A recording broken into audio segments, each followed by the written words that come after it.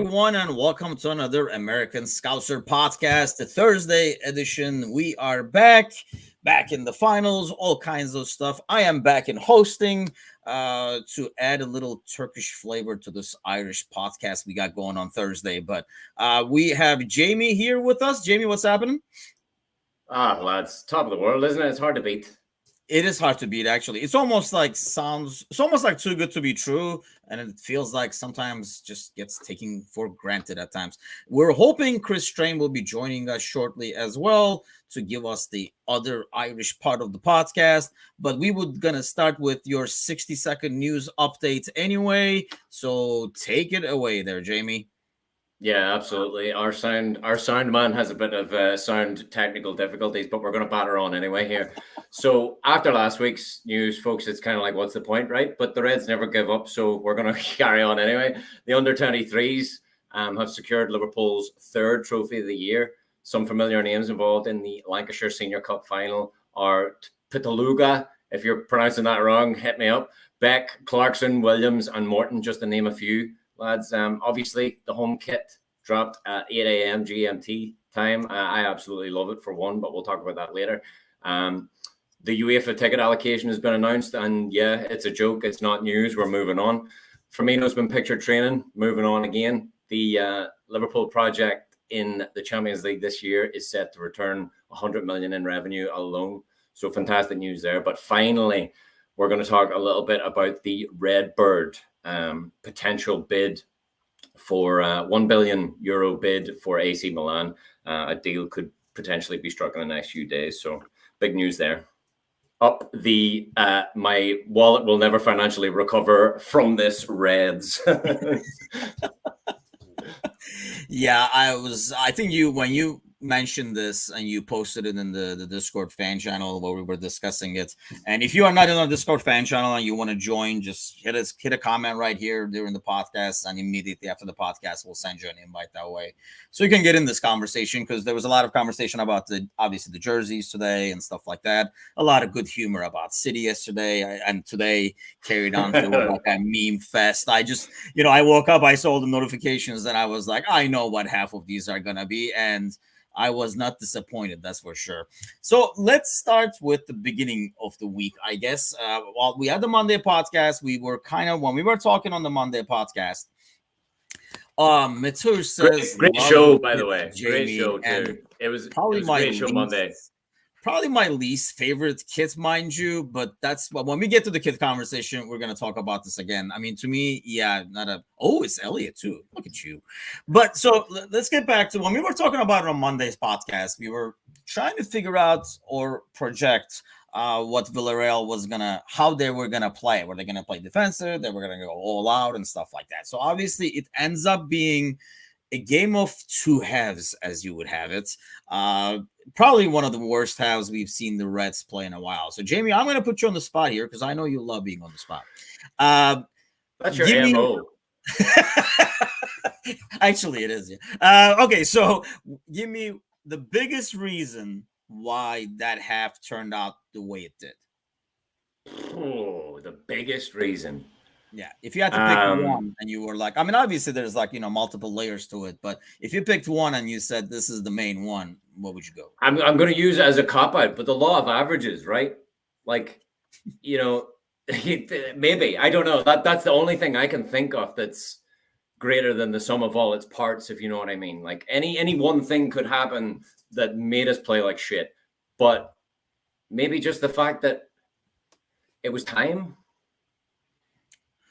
You think so? You think it was just a matter of, like one of those games? Yeah, I mean, the situation, the everything, like, look, we're going to talk about Real Madrid and City, but the cliche is big European nights, right? Under the lights, big European nights. And the fact that we're talking about 45 minutes alone, right? Like 45 minutes alone doesn't define our season. Yet we're gonna spend some time talking about, my God, how bad were we? Yeah, 2 minutes. Yeah, 2 minutes plus extra time, right? So I guess that was the thing. I kind of expected. That was probably the most disappointing thing was, I mean, like you're saying, you can have a bad half. I mean, we'll look at the lineup, which I thought, It's kind of what we expected. Maybe expected Diaz initially to start, and I think we were expecting Henderson based on how many minutes he got during the week, in the weekend game. We kind of figured, oh, he'll probably come into the mix because he was, taken out. But Yeah. more than the lineup, I thought, our overall approach was not our regular approach. And knowing that we were going to walk into that atmosphere, I mean, we kind of know the stadium and how they were going to be. That's one of their biggest strengths. I thought we walked into it almost, I don't want to say laid back. That's probably not the word, but this team plays a lot better and dominates when we're the aggressor, as opposed to trying to kind of keep things under control. And I felt like it was more, we were trying to kind of hold things steady. And the worst thing, obviously, that can happen is that early goal when you're trying to keep it steady. 100%. I mean, there's been a lot of content to absorb recently about Liverpool. The Pep Linders masterclass talking about the Barcelona 4-0 win. Yeah. Under the lights, anything can happen and will happen. And like you're saying, we weren't laid back, but, Klopp talked about it after the match, and he said, he asked Peter to find for instance of when they done things right. They didn't do anything, nothing. There was no examples to show them at halftime because they didn't do anything right. So it was just one of those 45 minutes. But yeah, it was, like you're saying, it almost was like nothing was really clicking. I mean, you couldn't even say, sometimes a couple of poor performance or something like that, but it just felt like nothing was clicking. We were kind of caught on our heels at all times, and I think I was flying off the handle. I wanted Robbo off at 45. You know what I mean?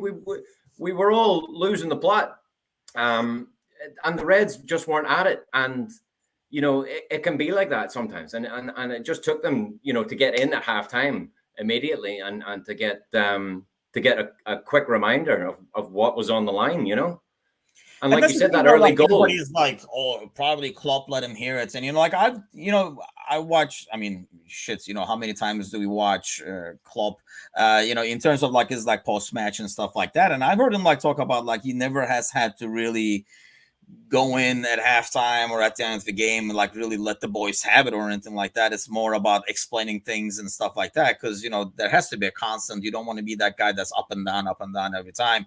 I guess we can afford to be as fans, but you want to keep something constant going there. And I think it was more about, I mean, when it was 2-0, I was like, let's just get the freaking halftime. And more than a tactical adjustment, which we'll get to. I mean, we did make a change. I think most of us were expecting 2 changes. We thought Henderson would come back into midfield.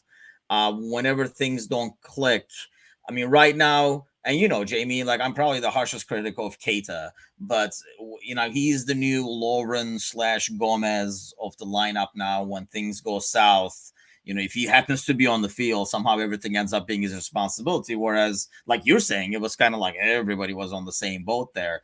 But I think it was more about getting the minds rebooted and then go back to factory settings and go out the second half there. And it was more like, oh, there they are. The first half, it was a different boss brought a different team or something. And the second half, it was more the Liverpool that we've been seeing for the last few months. So going back to those tactical changes or what changed, do you think it's just the mindset or Diaz almost signifies that mindset in terms of somebody who's really attack minded and is going to go at a defender? Well, I mean, you're absolutely right. He is. He's the one-on-one king right now. He's all about pressing from the front and going straight at players and pushing them down the wing. I mean, he's unbelievable. The word I keep using with Diaz is electric, and we were all crying for him at halftime. And like Klopp said again at the end of the game, he said it wasn't Jota's fault. Like we were alluding to, it was everybody. He could have easily taken off anyone and replaced him with Diaz, any of the front three. But yeah, I mean, Diaz comes on and it's immediate. His effect is immediate. He bursts down that left-hand side, and when you think he can't get past, still does. He's strong on the ball. The second chance where he gets bundled over, and he he like Rabona nutmegs himself as he's falling over. Like I mean, I don't know. He's brilliant. Worst best player ever, right? Twitter says worst best player ever, and if you're in the US fan group, you know exactly what we're talking about, because that's where a lot of the junk comments is, unfortunately. Going back to here, look, you've already had one Irishman leave the podcast early tonight. Don't get me started here. Worst best player ever. Yeah, we're like eagerly awaiting our sound expert trying to fix the sound. Is the irony over here? Probably. Matur says someone once said the most Irish thing you've ever heard. Someone once said that this team never looks past the fixture under Klopp, but this first half was most definitely over in the final we can coast. And I think that's what it looked like. And we kind of hate to say it, right? Because this team, you know, we talk about being mentality giants and stuff, but the field play, it looked like, and I don't think it was maybe like that quote makes it sound like they kind of came out too laid back. But I think there's a very, I don't know, every team goes out there to win, right? But like when this team goes out there as the aggressor, that 10-15% difference in determination makes all difference. I think it's probably because of the way we play as well. I mean, if you're going out there just to defend or something like that, you can kind of go out there and go through the motions and just, you know, instead of building something, boot it away or whatever, hang in there. But the way we play requires us to be, you know, like going at it full speed. And if you're not, if you're not pressing, if the press is not, which it was not in the beginning, then that back line is going to get exposed. I don't care how many, if you have 4 Van Dijks back there, I mean, doesn't matter. It's going to get exposed. And we were not good defensively either. I know when we were doing with the ratings with Bickler was even harsher than I am, but, you know, we felt like, you know, nobody in that back line really had like a good game. Even in the second half, it improved, but it was still not like a good game. But see, our boys in the second half, we come back. One thing I will say is, though, again, the first half, we're talking about it again. Everybody says intensity is our identity. Right. Yeah. And there was no identity in the first half. There was no intensity. We weren't there. Second half, well, first half, we were kind of playing their game. We were letting them influence the game and the crowd influence the game and everything. And rightfully so. You know, but second half, we shadows of our identity started to show. I think so. And honestly, the one that you're talking about regarding Pep, the video, the masterclass, I mean, that's, if you want to really understand our press, I mean, he talks about like the layers of press and the different levels within that and stuff like that. I thought like it was really interesting. And the 3 groups of the pitch, everything. I'm glad that dude is around, because you can kind of tell. I mean, obviously, I mean, like Klopp said, that's like the first guy he talked to make sure he's on board with everything. And I almost feel like he was more, that conversation was more of, I don't know if Pep is not going to be like, I don't know, man, I got to go. It was more like, I take that as Pep is going to stay for those 4 years as well and not look for his own gig, because he probably deserves it. I mean, I know he had like a very short crack at it. And I know when the conversations were happening in the past between like, should it be Gerrard? Should it be Pep? Hopefully we won't hear those at this for 2-3 years, because people are already talking about 2 years from now for some reason. But I feel like that's one thing with Pep. I mean, keeping him on board is going to be important. Darren O'Connor says Villarreal put all their eggs in one basket, eventually ran out of steam after the first half. Klopp gave the lads a reality check to go out the second half and play our game. I think so. It's more of like a wake-up game, and probably you just have to say, I mean, these guys know, right? I mean, they know they're not playing themselves, and that's not who they are. So it's just a matter of, you know, that's why the halftime I thought was crucial, because it's kind of hard to do that mid-game. I mean, if you've ever played this game, it doesn't matter how good you are. I mean, momentum is a huge thing within a game. Sometimes on one incident can change that. And sometimes it's kind of hard to change the gears and all that kind of stuff. And obviously, that's why halftime was crucial. I was afraid of a third goal before halftime, because I felt then, they were just going to park the bus really hard. And it was, obviously we had tough game opening it, even though we were playing well. So, yeah. And second half, like when it starts, the tempo's changing because you can kind of hear the away fans. You can hear the Liverpool crowd going, LA, LA, LA, and all the rest. And then Trent hits that long shot where it deflects and hits off the crossbar. And then you can hear more of the crowd and you can hear more. And then there's a corner. So, I mean, we grew into the game. And good thing we did, because we needed that. Honestly, once we had the first goal, I was like, okay. And yeah, it's the curse, right? Like one game that I go into not worrying. This is why I worry, people. For all of you guys out there, I do all the worrying because, yeah, one game I went into kind of like, you know what? Yeah, let's see what happens. I think we'll be fine. We had to leave immediately after the game to go to Layla's game. And, it was going to be like tight, like right after the final whistle kind of thing. And I even said, and maybe like, see, I jinxed it. This is what happens when I'm relaxed, dude. I said, hopefully they'll seal the deal. So even if we have to leave on the 85th minute or something like that, it won't be a big deal. And then that first half happens. I was like, oh, I should have worried. I should have stayed up or whatever I had to do to make things happen. But there are you mean you didn't wear your lucky socks? There's just a goalie with shites, and I mean, God, that guy is, yeah. Honestly, even I said last week that I caught COVID more times than he caught the ball, and it's not wrong. Like even at the 80th minute or something like that, he was trying to slide tackle Trent outside of the box. I mean, he's nuts. Absolutely. I mean, granted, you have to be a little eccentric to get put in that position in between the sticks, but the Villarreal fans love him. Apparently, they revere him a lot. Yeah, well, maybe not still because they give him a slating in the papers apparently, but yeah, I mean, he loves punching the ball, but everybody knows that. Like the commentators, when I rewatched the game on BT, like everybody was saying, "Oh, well, at least he's consistent." And I think, was it Strain that mentioned in the last podcast and one of the podcasts, like you can kind of tell the team expects it too. Like they're like, oh, he's not going to catch that. There are times where you're like, okay, the goalie's got that. And then, it's a center back. You're coming out. Yeah. And then, the way they were playing, they're like, okay, he's going to punch that. So let's still be on our like toes kind of deal. But so we get past that.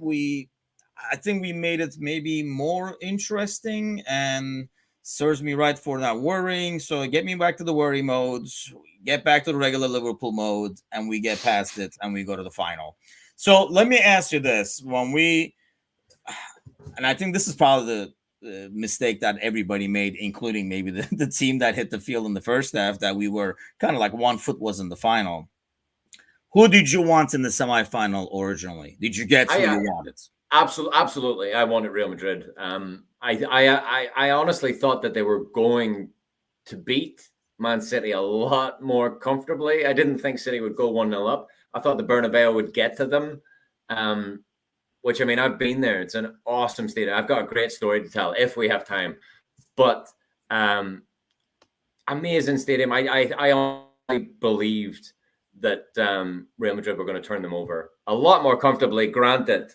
But I thought they were going to do it. And even at 1-0, I had a hope.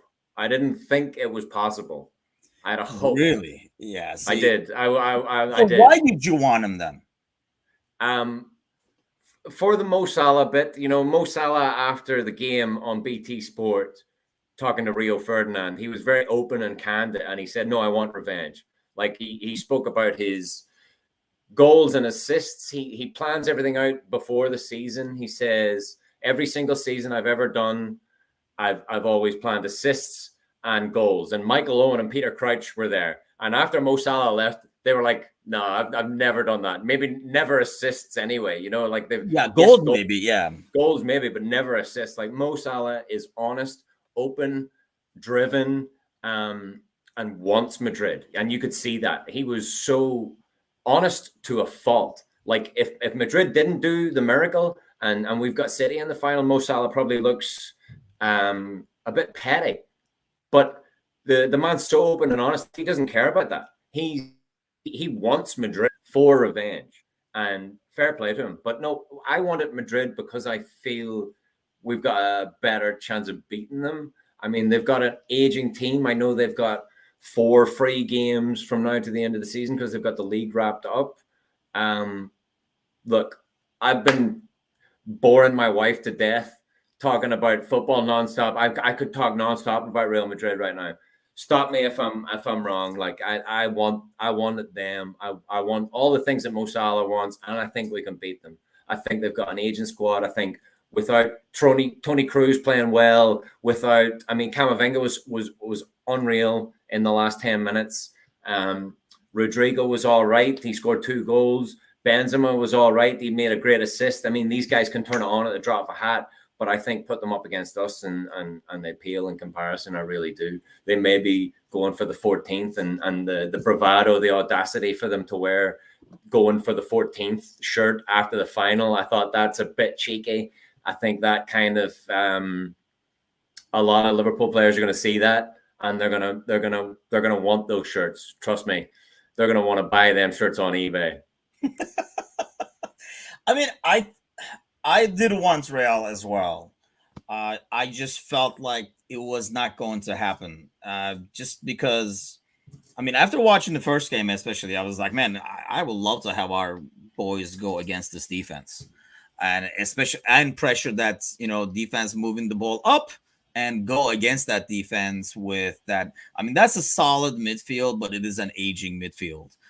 So I feel like, and that's not that defense lacks a lot of pace, especially on the right.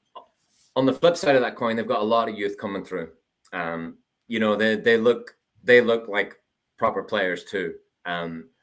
Not to mention the $1 billion renovation that they're doing. Have you seen the video, by the way?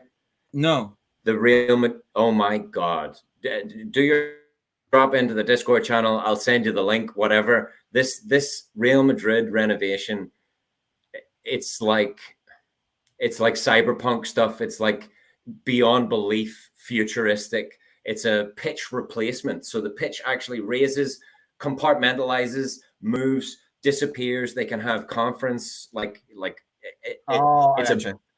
it's a $1 billion renovation. It's literally going to take them into the future.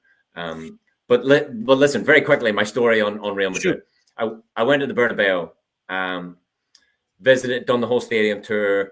At the time, they had probably like 9 or 10 trophies, European Cups, all lined up. And I was like, in a row. It's disgusting. They've got Iker Casillas gloves, Roberto Carlos's boots, David Beckham, all the rest, Steve McManaman is in there, believe it or not. But they take you, the whole way around the stadium, take you down on the pitch. And I bend down to tie my shoelaces at the corner flag. And I take a tuft of grass. And there's this father and son, all dressed in all white, Real Madrid, everything, Los Blancos, everything. The kid looks at me and his eyes drop like I just stole his lunch money. And I go, shh. And I give him a little piece of the grass and his eyes light up like it's Christmas. It's like, oh my God. Like he went from, I'm going to tell on you to your friend immediately. Well, how long ago was this? Oh, that's 2013, maybe. Oh, I was going to say, if we have like a shady corner kick happening, I'm going to blame your missing blade if that was the case. But yeah. I felt like, City would be able to win as Madrid is trying to go for the goal. I felt City would be able to take advantage of that and hit him on the counter. And once City got 1 goal, I thought it would be almost over. And I honestly turned the TV off it was 88.5. I was watching this other thing before the game. I'm like, let me go back to that because I'm working at the same time. And I'm like, let me go back to that. I guess City it is kind of thing. And then, I always have, which is probably why I'm not very productive, but I always have the Discord like open as a window and all I hear is like, bloop, bloop, bloop, bloop, just like the messages hitting one after another. You guys are like, oh my God. Everybody's like messaging. I'm like, what is happening? And when I switched it back to it, they were kind of like celebrating the second goal. And that is crazy. And I mean, I can't even imagine happening to us. Even at this age, I might just freaking cry, especially a team like that who had all these eggs in this freaking basket, and it just like falls on the last step, and just everything breaks. I mean, it's just a different story than adding a seventh. Yeah, it's brilliant. I mean, I think it was Megan.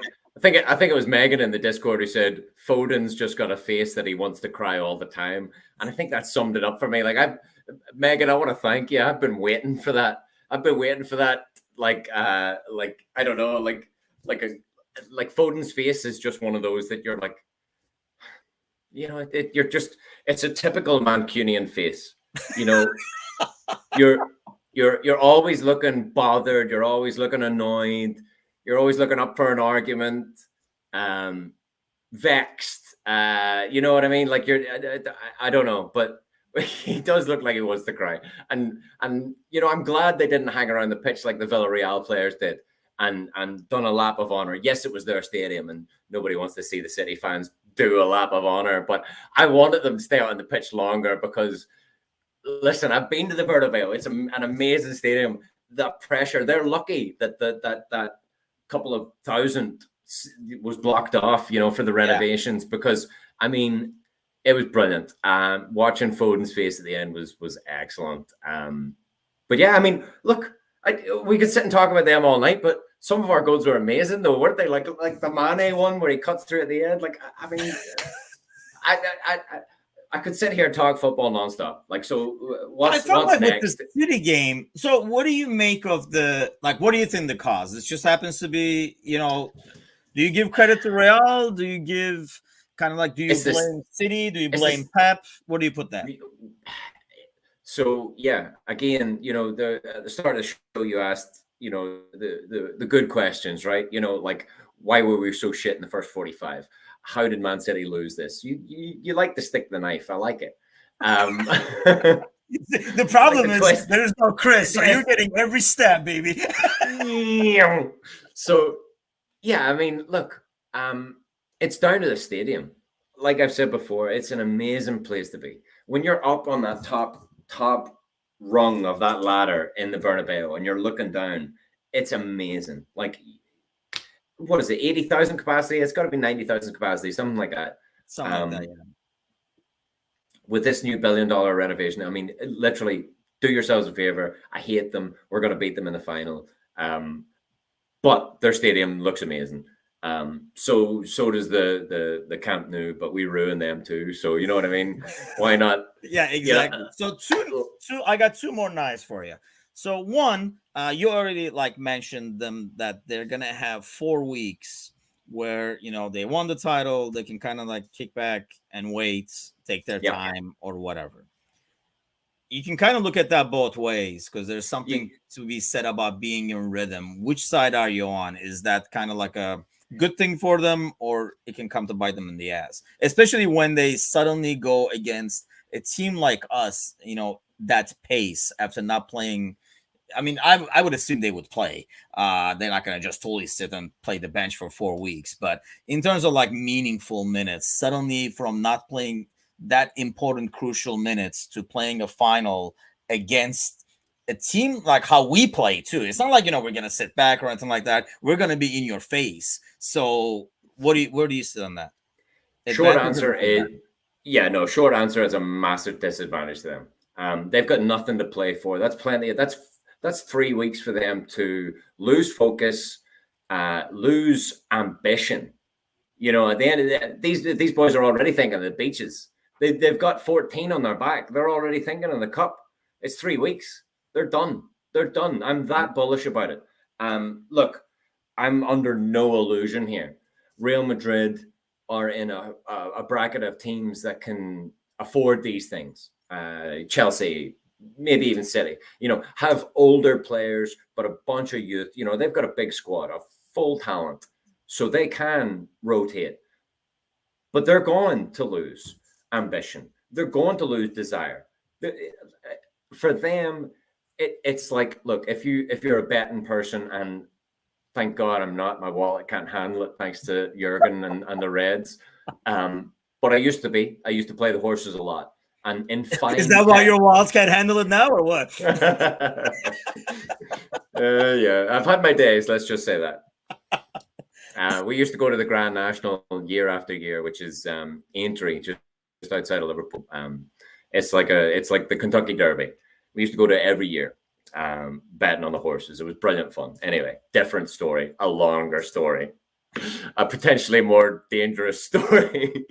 Bet We responsibly, have Levin folks. over here who follows Benayoun like there is no tomorrow. I almost feel like he has like a ring camera just following that dude around or something like that. And I guess it's his birthday, and only Limbos would know that probably. But It's usually hey, Benayoun's birthday. I that didn't betting know mates, that. man. Sparky Parky been to Grand National many times too. I'm not Yeah. a like a horse race betting guy. I sometimes do like parlays for like football In and stuff like fine that. fettle, in fine fettle is the term that I was going to use, and Liverpool are going to be in fine fettle. Real Madrid are going to be on the beaches. They're going to be ready to party. They've got the audacity to already be wearing the 14 shirt. You know, it's ridiculous. So second what night. was yeah. Did I answer the first knife? I can't remember. Well, I mean, it pulled it out a little bit. No, I agree. I mean, I don't know if it's kind of hard. I think it is a slight. I wouldn't say it's a disadvantage that we're gonna be more beat down.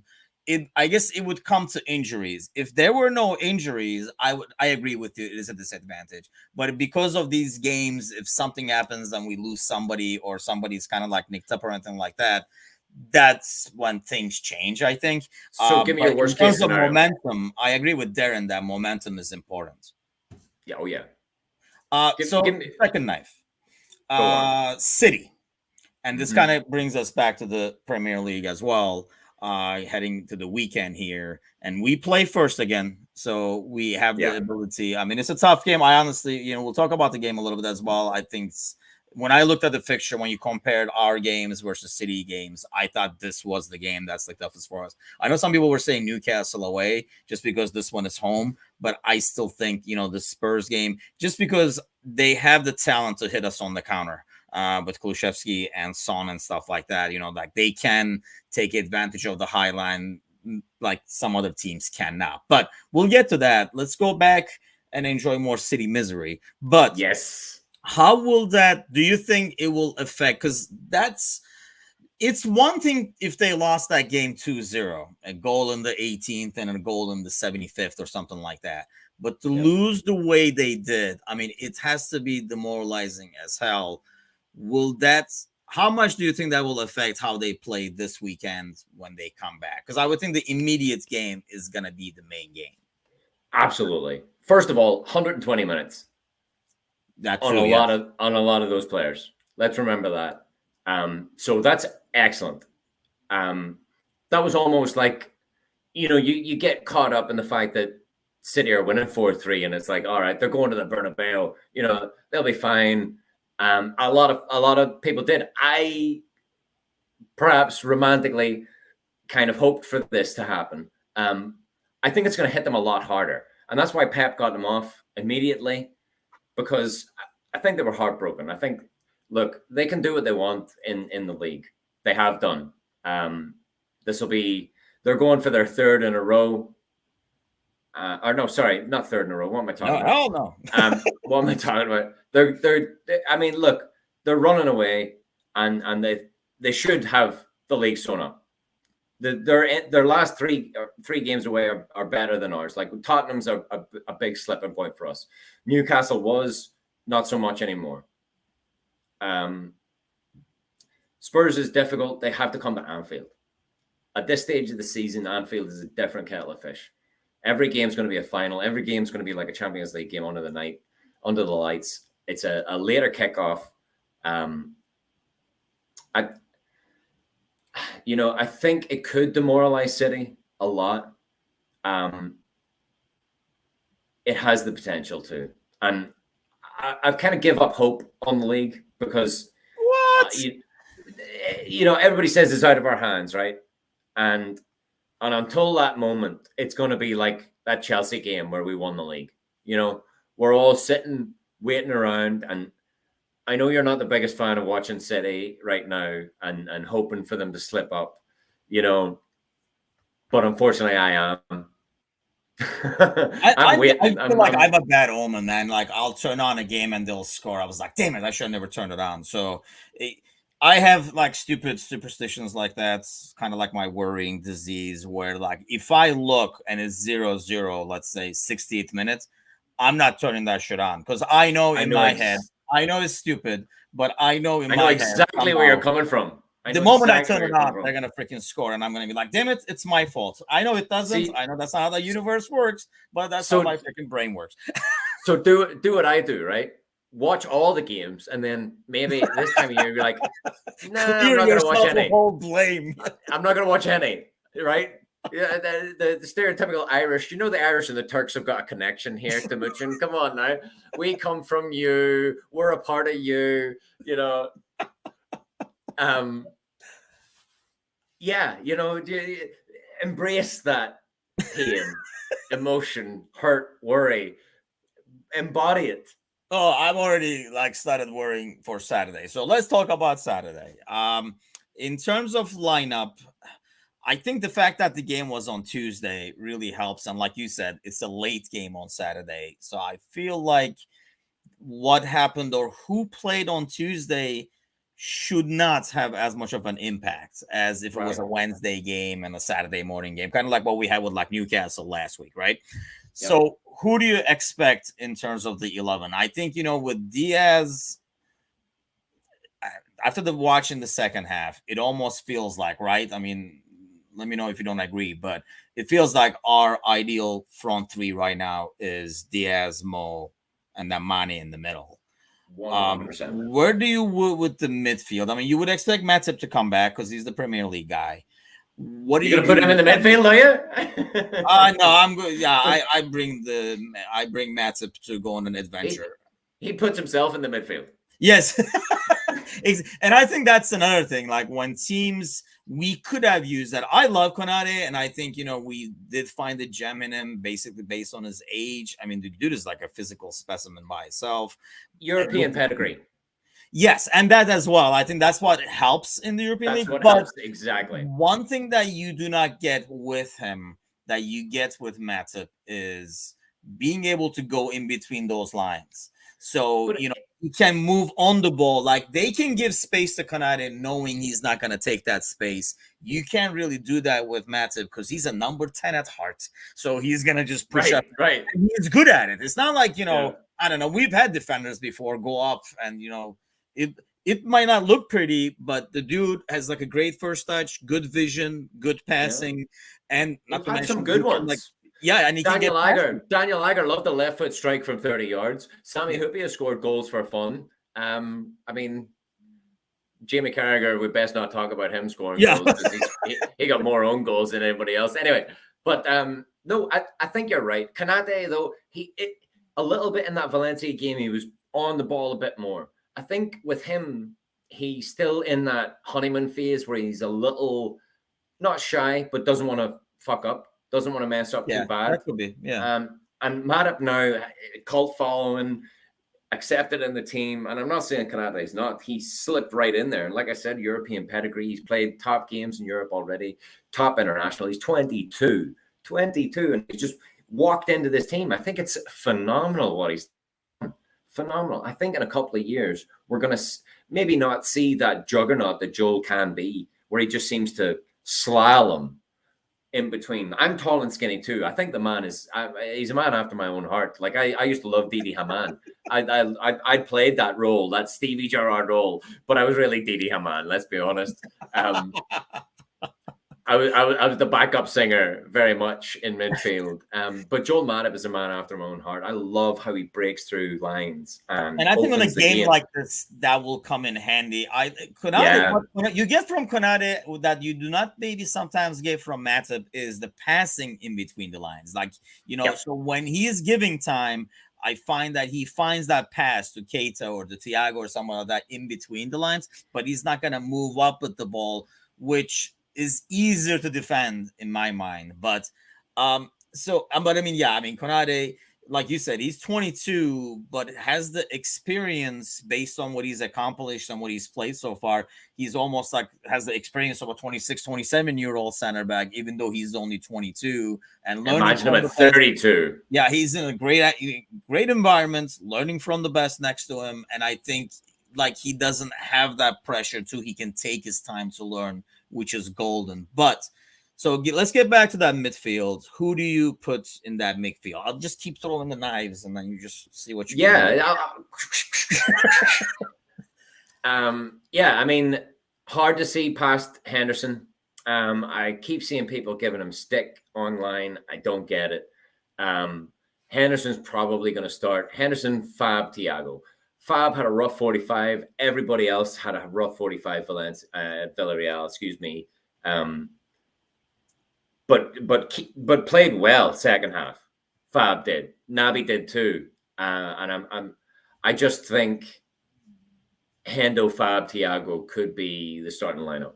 I think it's getting to that. And I said I wanted Thiago for Newcastle. I was wrong. Thiago was rested. Megan was right. Fair play to Megan. Called it right. Yep. But what I will say is Spurs might need that creativity. They're going to be a bit more rigid, you would imagine. But I think it's going to be the tried and tested three. Endo, Fab, Thiago. Levin says Megan is always right. That's kind of how we she is. She is. Well. If Megan says it, and she actually does our Instagram for us, aside from other social media as well. But she's created some miracles over there as well. If you're not following us on Instagram, make sure you do, because she's got all kinds of like good stuff there. So score prediction. Let's get that too. While we're at it, make me worry less. This is where we need Chris Strain, but he couldn't figure out his camera or microphone. He would be like, we're going to win this 4-0 or something. So at least for 2 hours, I can sleep. So here we go. I'll give you my prediction. I'll give you Chris Strain's prediction, right? My prediction, listen, I've been loving me some heart attack 1-0 wins. I called the 1-0 win against Newcastle. I'll take all love you for that, brother. I'll take all the guilty Irish hate and resentment for a 1-0 win. I really will. I'll take another 1-0 win. Chris Strain's, it'll be a 3-1. Chris Strain here, no bar. It'll be a 3-1, no bar. We'll walk all over him here. Man, I don't know. I have a 2-1, and I think this is a heart attack game. And I think, it's 1-1 for a long time, and like we kind of like put the pressure on them at the end. I don't know if they'll be able to defend as well. I just, like I say, I do worry about them on the counter. Of all the teams that we have on the schedule with that high line, I do worry about them. But so let's talk about something else to wrap things up. Hopefully on Saturday we'll get this game on Sunday. So I'm hoping by Monday podcast we'll be full speed into the quad. You never know. I really think City is either going to come out and just freaking like smash them and take their, frustration out on the next opponent kind of deal, or they're going to have all those doubts and clouds in their head and it's going to kind of like backfire. But since Mateusz already praised you, see, BJ says a 2-1 win and Man City gets the draw. That sounds good to me, actually. I'll take that. Sounds fantastic to me, but I'm holding out for the last day of the league. I know I'm being cavalier and cautious and, talks of the quad. Listen, 2 weeks ago, I was singing the quad's praises. We can, in the Liverpool 60-second news, we can still dream of the quad, but last day of the season, I will be full on quad material. I like how people are like, we shouldn't talk about the quad, gotta focus on the next game and stuff. We're freaking fans. I mean, we can talk about absolutely. We do what we want. Absolutely. It's just, listen to me. I was singing we're going to Wembley for weeks before we're going to Wembley. We're still going to Wembley, and I'm still singing. And that's the thing. Let's talk about other things that I see online, and the biggest one is like this whole jersey order. Yeah. Which is every freaking year, every freaking manufacturer. People who like the Goldilocks effect, right? It's too much, it's too little. It's too hot. It's too cold. It's too red. It's too brown. It's too fucking get a grip, right? And We've I'm thinking always you will never like. I hate the jersey you're wearing. I honestly, I have it. It's still brand new. you're I allowed not to. used it because I got it as a gift. Like they got me one of each, and I love the other two. Every season we have 3 jerseys. I love it when the team is in it. No offense to you. I love it now that you're in it too, I guess. But normally I just say like I'll never wear it. Trying to find like way to swap it with something or whatever, or return it or whatever I gotta do. But If I it's didn't a have good this one, omen I'd right swap it now, with you. sitting next to my desk, so I don't want to touch it. I'm just leaving it there till the season is over. And if we get to quad, I will never freaking move that jersey. It'll sit next to my desk forever. It's still with the tags and everything. But every season, 3 jerseys. They add a 4th one somewhere in the middle, or like actually like what the second half or something like that for like God, sales. don't even bring up that baseball shirt. Oh yeah, here we go. Yeah, right. But I don't know. I usually like 2 of them or whatever. You're not gonna please everybody. Like somebody finds the red too dark, too light. This year is too plain. Last year, why do they have the green collar? Like people are gonna be never happy. I don't understand why it's such a huge discussion every time. People like attacking each other. Like I wouldn't if I despise celery. You might love celery. I I'm not love gonna be like, celery. what the hell is wrong with How you? dare you? You take celery's name out your mouth.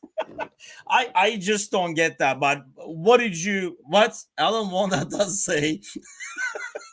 Alan Walnut says, JB, can I have your jersey? But he does want it washed. That's asking for a lot there, right? Alan, that would mean I'd have to do laundry, man. Fuck off. And if you missed our Monday podcast, which I'm sure we will be playing that clip over and over again about Galley's rant about kids asking for jerseys, man, I was literally in tears. And we have a clip, actually. We'll probably post the clips because it's something that everybody must see. But what did you make of the jersey, though? Like, your personal opinion, like it, hate I it? think so. So here's the thing for me, right? This season, yellow and the ecru, the only one that I really wasn't in complete love with was the home kit. And then when I seen it in person and seen it on the players, I actually loved it. I think Nike have done as good a job as they're gonna do. At the end of the day, look, I've gotten a little bit older, a little bit wiser, a few more gray hairs. And I'm look, I used to be all about buying kits, 3 kits a year. I mean, the first kit I ever bought, I waited for like it was my test results. I was 15 years of age. I had a job. I had the full long sleeve Stevie G 17 full kit. I was a full kit wanker at a young age. So look, I get it, but I don't know. I've grown into the person who is, as long as it has the 97 on the back and is a decent color of red, I'm okay with the home kit being plain. The color and the fashion, if you will, can come from away kits, and that started with the Ecru kit. That started with the Reebok kit. I had that original Ecru kit, and I want the away kit so bad, but I'm not the type of person anymore that gets 2 or 3 kits a season. Even though I have this and the Ecru kit, this was actually a gift from one of my mates who's in the group, in my local group in Wilmington. He bought the stadium jersey that's a bit too tight for him. He didn't realize his dad bod had increased over COVID, and the only guy that was going to fit was skinny old me. So that's what Alan says. He says it wouldn't bloody fit me. And Sparky Parky says, and I hear this a lot, Sparky Parky says it's Nike doesn't like. And I feel like some of the backlash comes from that. And I know everybody says, it's everybody is doing templates. So we like these a little better then, do we? Yes, those are nice, actually. Yes. Those are actually my favorite. I mean, New Balance was a great fit. I love their kits.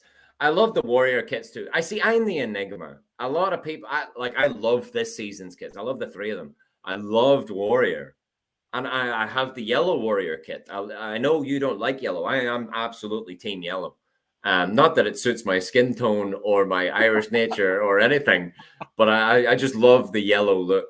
I can look in the mirror and picture I'm Ian Rush or something, And I know like those Warriors, some of those were really cool, but some of them were not. I'll tell you what, for like New Balance jerseys, for example, and I used to wear the what was that? The Toxic Green? Is that the one? Yeah, I Like love yeah, that my kit. indoor team plays green, wears green. So I was like, well, I'm rocking this then. So I would actually we would have to. Our goalie is a Liverpool fan as well, and he has like the green Liverpool jersey. So I was like, so it was always like a contrast. They were like, hey, you're gonna have to change because he's wearing neon too. I'm like, nope, he's changing. He's the freaking goalie. I'm staying with this. But I know after I Yeah, he's started not out in watching, field, you know. yeah, the New Balance's quality is actually not as good as Nike. Having worn like a Nike one all the time, I mean, it's. But at the end of the day, it's just taste. I feel I like think a lot it of doesn't people, matter. I think it doesn't matter, but I think a lot of people hark back to Adidas a lot. Um, Yes. and Gally, Gally in the Discord earlier on said, we should have had Gally on. We get Gally subbed in here for the replacement for Chris Strain. Can we get Gally at halftime, please? There, To Klopp. ask for a jersey. He's out there making a sign for this weekend. But he made the comment about the old 90s David James goalkeeper kit where it looked like the Adidas 3 tiger stripes and Oh it was yeah, like yeah, yellow. I had that goalkeeper kit, and I actually had the home kit as well, which was like green and purple. And do you remember those? yeah. Like almost like Newcastle had, not checkered, yep. but yeah. I had both of those ugly ass kits because I loved them, and for some strange reason they've gone. Somebody stole them at soccer practice or whatever. They're gone anyway. But you look online; those shirts are worth an absolute fortune. I will say they're itchy sons of bees. They were the itchiest shirt you've Yes. ever worn.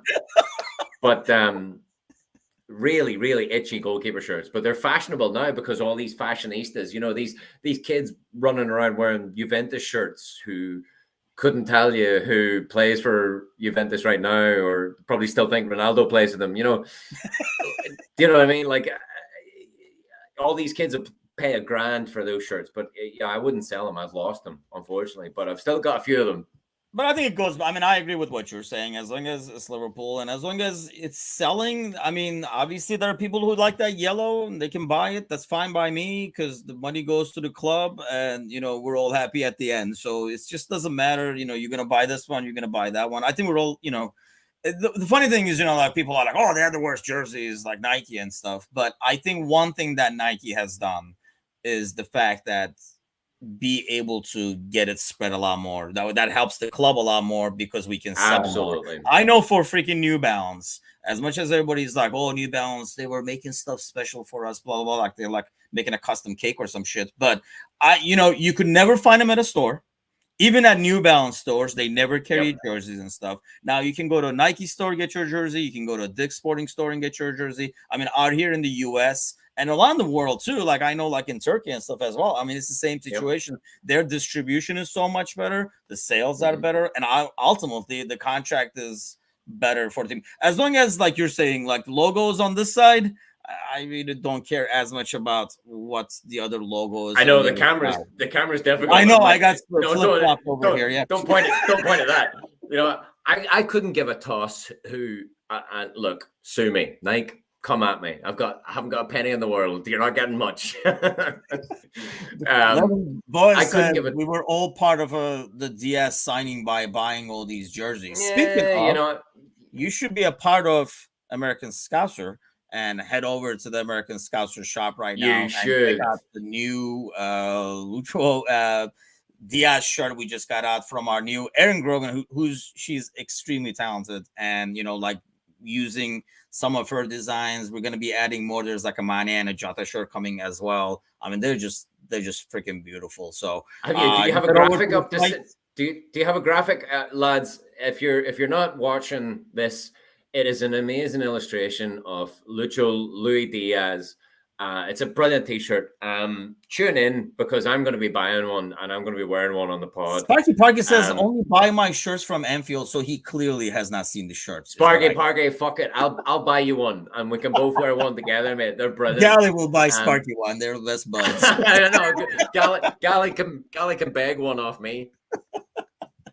Well, Jamie, hopefully next week we'll be in the driver's seat. We're already in 2 finals. Headed to that quad. Don't give up hope on me. I figured like you'll be the most positive guy. Don't give up hope on me. I'm hoping we're gonna be in the driving seats by the time we do the Monday podcast over here. Thanks a lot, buddy, and thanks a lot for all those joining us. Head over to the website, check out the shirts, and if not, maybe make a sign and bring it to the next podcast. Maybe Galley will buy your shirt or whatever it might be. But we'll see you guys Monday. I'll be back with the sign begging Galley and the crabby Bickler on Monday's podcast. Take it easy, everybody. LA.